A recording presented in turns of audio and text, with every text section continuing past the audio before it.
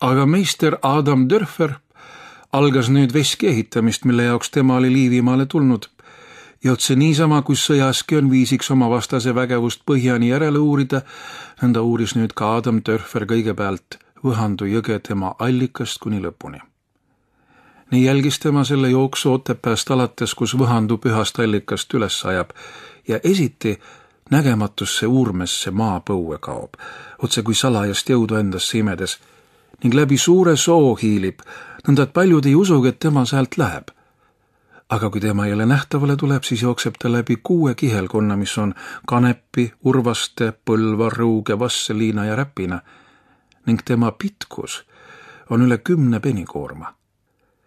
Sääl imeb ta endasse suures janus soosid ja järvesid, ojasid ja jõgesid, paisudes nendest igaühest oma voolamise jõu poolest, loogeldes läbi niitude, nõnda et tema Sõmerpalu kohal on juba ligi 40 jalga lai.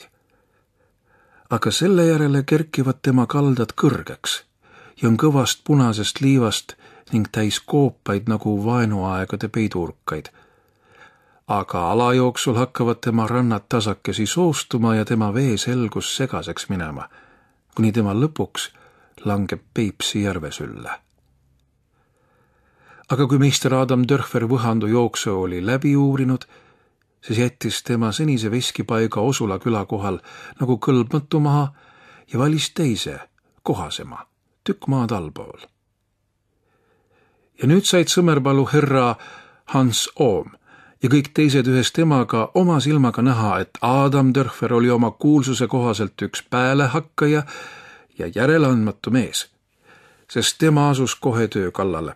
Otse kui oleks küsimuses olnud elu ja au ning tema hingeõndsus töö kordaminekust ära rippunud. Ja taganemisest polnud enam juttugi. Aga algusest peale oli tema tallitamises üks õige töövimm ja sõge viha, nagu oleks sisemine hääl temale taas sosistanud, et tema silmapilku peaks kasutama, sest nüüd oli tema käel see suur töö sündimas, see veskite veski, mille ehitamiseks Adam Dörfer oli maailma loodud. Aga niisama vähe, kui tema eelkäija suutis ka Adam Dörfer maarahvast tööle ahvatella, olgugi et tema neid suurte palkadega meelitas.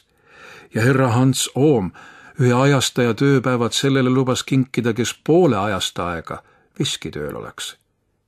Ega mõjunud ka mitte karmid käsud, olgugi et herra Hans Oom sanakuulmatuid vitsade ja häbipostiga ähvardas, ning isegi pastor Lotsi kantslis rahvast tööle manitses. Mõned noored mehed tulid küll esiti tööle, aga juba 3. päeval olid nemad jäljeta kadunud, otse kui kiisakalad põhjamudasse. Nii paistis maarahvas meister Adam Dörferi meelest olevat niisama vastupanelik kui Püha Jõgi ise, ja kuigi tema nende keelt õppis, siis ei saanud tema ometi nendest mitte täit selgust kätte.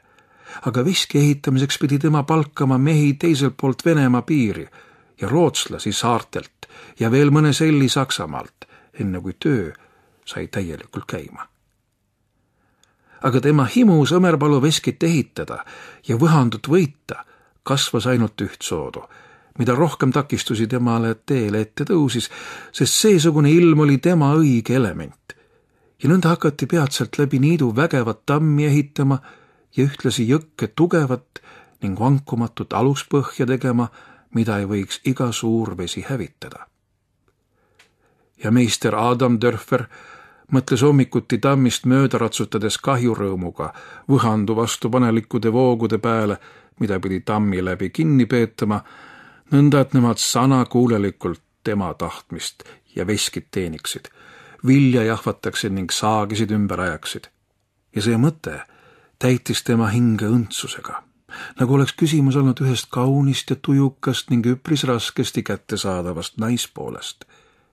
Ja võttis täiesti tema aja, nii et oma harjunud viisi vastu unustas kõik armuasjad ega võtnud endale meelejulgustajad, nagu oli muidu alati teinud uues tööpaigas kohe esimese nädala jooksul. Sest Adam Dörfer oli Liivimaale tulles ikka veel poissmees, kuigi tema polnud kauni sugupoole ilu vastu kaugeltki külm, aga tema nägi ühes naises ainult oma voodi ja ajutise liharõõmu jagajat, kes oli looja poolt mehe meelelahutajaks ja siis jälle kõrvaleheitmiseks loodud, kui töö ning sõjasarv kutsus.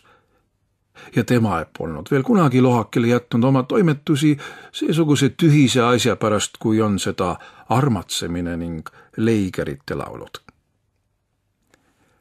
Aga kõik selle aja, kui Sõmerpalu veski ehitamine kestis, püsis kaunis ilm rahva ettekuulutustest hoolimata. Kallisvili kasvas väljadel, nõnda et kõrv selle kasvamist kuulis. Kõik märgid näitasid hääd aastalõikust ja Püha jõgi voolas vaikides, hoolimata inimeste kurjadest ettevõtmistest. Siis sündis ühel jõudepühal kesksuve paiku, kui veski ehitamise töö oli seismas, et meister Adam Dörfer läks võõrsile Otepäässe, Ilmjärve mõisa valitseja Heinrich Guttkindi poole, kes oli tema noorpõlve seltsiline, kuigi Heinrich Guttkind oli mahti saanud Liivimaal olla juba üle 10 ajastaja. Ja kui nüüd Adam Dörfer ja Heinrich Guttkind istusid koduõlle juures, siis ütles Heinrich Guttkind: sina oled üks kange südamega mees, Adam Dörfer, ega karda ka päepaganat ennast, kuigi tema ilmuks tuuliku tiivad selja taga ja ao täht hänna otsas. Aga halvasti sina tegid, kui hakkasid Sõmerpalu veskit ehitama. Siis vihastas Adam Dörfer kohe seesuguse jutu üle ja küsis suunurgad pingul: kas oled sinagi, Heinrich Guttkind, läinud veski usku, et seda viisi kõneled? Kas usud sinagi vanamooride ja poolpaganate jampsimisi selle jõe pühadusest? Aga Heinrich Guttkind, vaikne ja mõtlik mees, ütles: ei ole see tähtis, kas usun mina või kas usud sina, vaid et maarahvas seda vankumatult usub, nagu oleks see Jumala enda püha sõna. Siis ütles Adam Dörfer: niipea kui Sõmerpalu veski on valmis ja jahvatab nendele puupäädele samal ajal 2 vakka, kui nende armetud tuulikud 1, võtavad nemadki vabal tahtmisel uue usu vastu. Mina lasksin terve rahva silma ees koera raipe jõkke visata ja vaata, jõgi neelas selle nagu meelepärase ohvri ja midagi pole juhtunud. Aga Heinrich Guttkind võngutas selle peale oma pääd ja ütles: miks teotasid sa jõge ilmaasjata ja nõnda toorel viisil? Mis kasu oli sinul sellest? Siis ütles Adam Dörfer: selle rahva silmi katab ebausu kae ja mina tahan selle ära lõigata, nõnda et nemad nägemise tagasi saaksid. Aga Heinrich Guttkind ütles omakord: mis tead sina sellest rahvast ja tema salajasest tarkusest, Adam Dörfer? Tõesti, see poleks esimest korda maailma loomises saadik, et Jumal vee kaudu oma tahtmist avalikuks teeb. Tuleta meelde Niiluse jõge, mis vereks muudeti, elik vett Egiptuses, mis kihises kärnkonnadest, elik vett Maaras, mis tehti magusaks puutükiga ja niisama Jordani jõge, mis pidi kuivama prohvet Eeliase pärast. Kui ma ei kõnelegi pühast ristimisest endast, mis on ju ka vesi ja sakrament ühel hoovil, miks ei võiks siis Jumal oma tahtmise täidesaatmiseks tarvitada ka seda Võhandu jõge, otse kui ühte abinõu oma vägevas käes?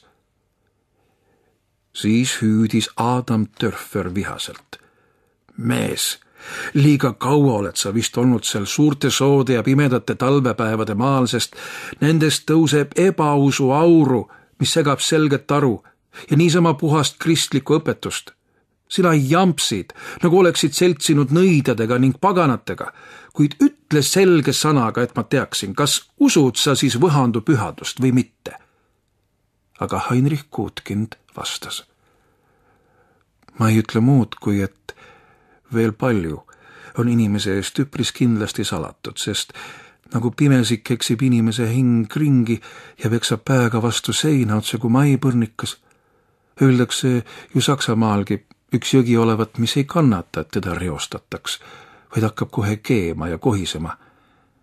Ja mõned teavad, et sellesse jõkke on kord Pontius Pilatus ära uppunud. Siis pressis Adam Dörfer järel jätmata pääle, Sina põikled nüüd otsekohese küsimusest kõrvale, Heinrich Gutkind, aga mis jaoks oleks siis inimese soole mõistlik meel antud, kui mitte selle jaoks, et tema salaasjadki ära arvaks, nagu minu nimekaim Aadam paradiisi aias sedamaid aimas, et Eeva tema küljeluust oli lõigatud. Kuid selle sõmerpalu veski mina ehitan, viigu mind võhandu kas või ühes ihu ja hingega, sest minu hingerahu on sellega seotud. Ja nüüd sai Heinrich Gutkind esimest korda oma poolt ägedaks ja ütles: tasa, Adam Dörfer, talitse oma sanasid, et nemad täide ei läheks, sest rahvas räägib, et Pühal jõel on kerge kuulmine ja tema võib sinu sanast kinni haarda otse kui vandest.